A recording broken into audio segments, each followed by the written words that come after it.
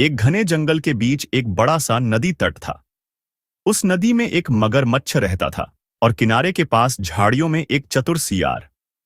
दोनों एक दूसरे को जानते थे, लेकिन दोस्त नहीं थे। एक दिन मगरमच्छ ने सोचा, सियार रोज जंगल में घूमता है, जरूर कुछ स्वादिष्ट खाने की चीज लाता होगा। क्यों ना उसे धोखे से पकड़कर खा जाऊं। यह सोचकर मगरमच्छ पानी के किनारे चुपचाप लेट गया और किसी मासूम जीव की तरह दिखने लगा। थोड़ी देर बाद सियार वहां आया। मगरमच्छ को बिल्कुल शांत पड़ा देखकर उसे कुछ शक हुआ।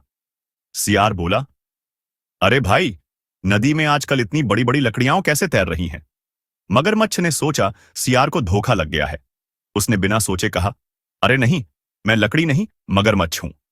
सियार मुस्कुराया। अब उसे पूरा यकीन हो गया कि मगरमच्छ उसे खाने आया है।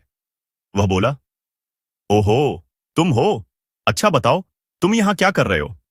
मगरमच्छ बोला, तुम्हें अपने घर खाने पर बुलाने आया हूं।